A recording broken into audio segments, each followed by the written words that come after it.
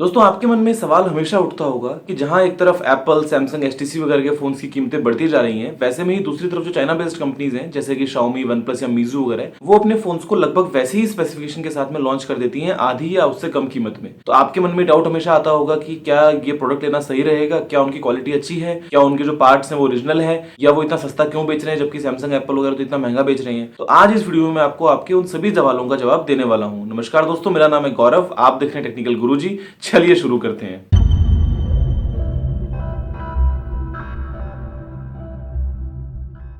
दोस्तों देखिए, जो बड़ी कंपनीज हैं जैसे कि सैमसंग, एप्पल, एचटीसी, एलजी वगैरह, और जो छोटी कंपनीज हैं जैसे कि Xiaomi, Mizu या OnePlus, उन सभी में चार चीजों का खास अंतर है। पहला है R&D, दूसरा है मार्केटिंग, तीसरा है साइज और चौथा है स्ट्रेटजी। अब देखिए, सबसे पहले हम बात करते हैं R&D की। आप ये मानिए कि सैमसंग और एप्पल जो हैं वो हर साल millions of dollars, billions of dollars खर्च करती हैं अपने रिसर्च एंड डेवलपमेंट साइड में। वो लेटेस्ट चीजें डेवलप करना चाहती हैं, वो लेटेस्ट चीजें इन्वेंट करना चाहती हैं, इसीलिए उनका बहुत सारा खर्चा उस चीज में चला जाता है। आप कभी भी अगर इंटरनेट पे ये देखते होंगे कि आईफोन को बनने में $250 का खर्चा आता है या सैमसंग के S6 को बनने में $220 का खर्चा आता है, तो वो चीजें सही हैं, लेकिन वो कॉस्ट सिर्फ उन पार्ट्स की है।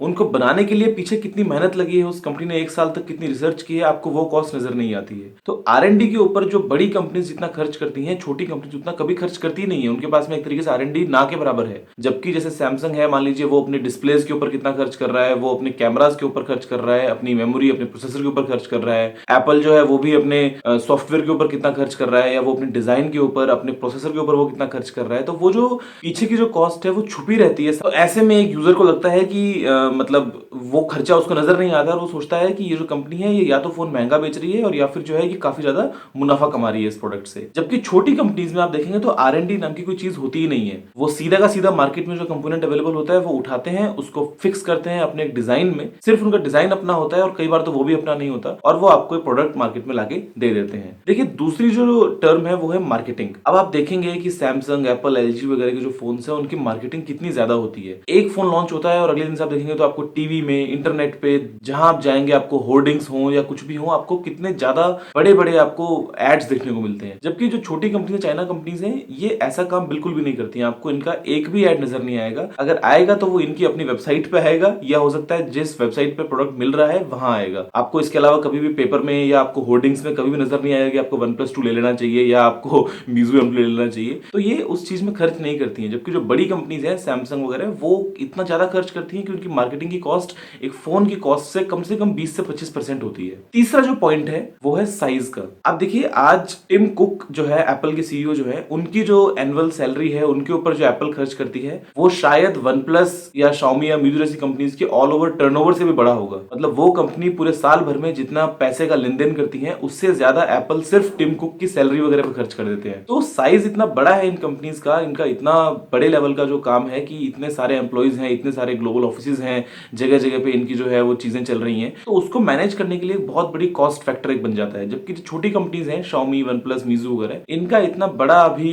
सारा सिस्टम नहीं है। इनका मतलब सारा मिला के जो टर्नओवर है वो बहुत एक छोटी टर्म है। तो ऐसे में ये अपने फोन्स को, मतलब अपनी प्राइसेस जो है, इनकी जो कॉस्ट्स हैं वो बहुत ही कम है। जबकि ऑपरेटिंग कॉस्ट वगैरह जो है सैमसंग और एप्पल वगैरह की, वो बहुत ही ज्यादा है कि आज अगर ये फोन को सस्ता बेचें तो ये शायद अपना पीछे ऑफिस ना चला पाए ढंग से, इसलिए ये ज्यादा मुनाफा कमाने की कोशिश करते हैं। अब देखिए, इसमें चौथा पॉइंट आता है, वो आता है स्ट्रेटेजी का। अब आप देखेंगे कि एप्पल या सैमसंग वगैरह, ये जो है ये एस्टेब्लिश्ड ब्रांड्स हैं। ये आज की फोन की कीमत अगर अपनी डबल भी कर देंगे तो भी आईफोन को बिकने से कोई नहीं रोक सकता, सैमसंग के फोन्स को बिकने से कोई नहीं रोक सकता। वो बिकेंगे, लोग लेंगे, क्योंकि उनके मन में एक भरोसा है, एक विश्वास है। वो जो ब्रांड्स हैं वो सेट हो चुके हैं मार्केट में। जबकि जो नए ब्रांड्स की अगर हम बात करें, Xiaomi या OnePlus, या जैसे मैं बार बार नाम ले रहा हूं आपको उन सभी ब्रांड्स का, तो वो जो है वो अभी नए हैं। वो चाहते हैं लोगों में भरोसा बनाना, वो चाहते हैं ज्यादा से ज्यादा लोगों तक अपने प्रोडक्ट को पहुंचाना। इसीलिए वो स्पेशली जैसे इंडियन मार्केट की अगर हम बात करें तो आपको 10,000, 8,000, 15,000, 12,000 की कीमत में आपको फोन्स लेके आते हैं, ताकि ज्यादा से ज्यादा लोग उनके प्रोडक्ट्स को खरीद सके। सॉरी फ्रेंड्स, मुझे घर से निकलना पड़ा अभी अर्जेंटली, तो मैं पूरी वीडियो अपनी कंप्लीट नहीं कर पाया। तो मैं आपको बता रहा था कि जो चौथा पॉइंट है वो होता है स्ट्रेटेजी का।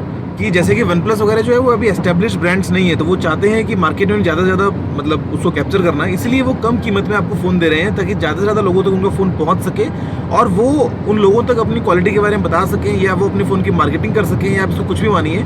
तो वो जो स्ट्रेटजी है वो सैमसंग और एप्पल अभी बिल्कुल भी नहीं अपना रहे हैं। उनको पता है कि उनका मार्केट शेयर इतना बड़ा है, उनको पता है कि उनका जो कस्टमर बेस है वो कितना बड़ा है, तो इसीलिए वो अपने फ़ोन को अपनी मनमानी कीमतें बेचते हैं और फिर भी लोग आराम से उसको ले लेते हैं। जबकि बाकी कंपनीज जो है वो सोचती हैं कि ज़्यादा से ज़्यादा मार्केट तक हम कैसे पहुँच पाएँ, कम से कम कीमत कर दें हमारे फ़ोन की, इसीलिए वो ऐसा करती हैं। तो देखिए, ये तो बात थी इन 4 पॉइंट्स की कि प्राइस में डिफरेंस क्यों होता है। अब मैं आपको बताता हूँ कि क्वालिटी में कुछ फ़र्क होता है या नहीं होता।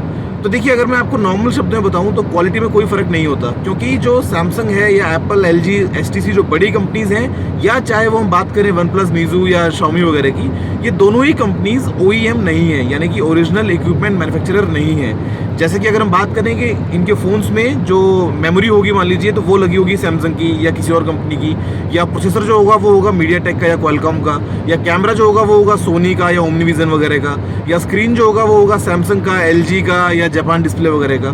तो ये सभी कंपनीज जो अपने कंपोनेंट्स लेती हैं वो एक ही जगह से लेती हैं। ऐसा नहीं है कि शाओमी जो है वो सस्ते कंपोनेंट यूज़ कर रही है या वन प्लस सस्ते कंपोनेंट यूज़ कर रही है। जो आपको स्पेसिफिकेशन में देखने को मिलता है वही क्वालकॉम का 615 जो है वही सैमसंग के फ़ोन में लगा होता है, वही आपको शाओमी के फ़ोन में दिखा देगा, या वही आपको जो कैमरा है सोनी का वही सेंसर आपको सैमसंग के फ़ोन में होगा, वही सेंसर आपको वन प्लस के फ़ोन में होगा।